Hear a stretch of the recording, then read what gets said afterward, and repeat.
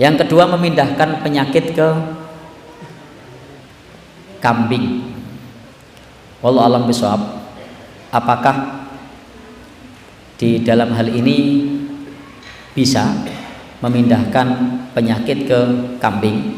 Tentu kalau konteksnya adalah sihir bisa saja, karena sihir itu ada dua macam, ada sihir tahyil, sihir yang sifatnya menghayalkan sehingga kita bisa berpikir yang tidak semestinya, yang benci jadi cinta, yang cinta jadi benci, yang senang jadi sedih, sedih jadi senang. Ini sihir tahyil.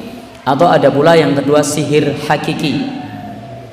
Contoh sihir tahyil itu misalnya tongkat jadi tampak ular, itu namanya sihir tahyil. Nah, sihir hakiki itu sihir yang bisa kemudian menyakiti atau bisa membunuh dan seterusnya.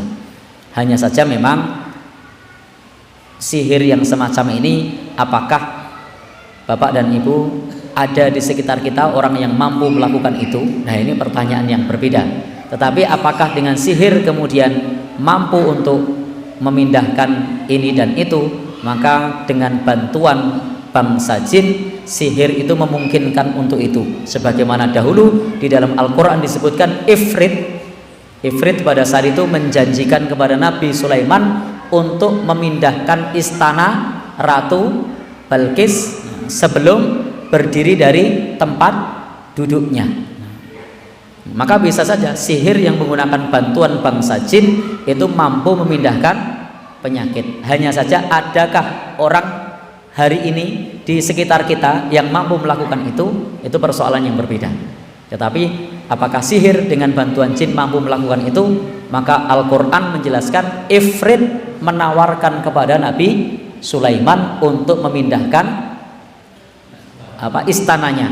Nah, kemudian istana itu akhirnya dipindahkan oleh alim sebelum mata Nabi Sulaiman berkedip dan kerajaannya sudah pindah. Maka dengan teknologi yang dilakukan oleh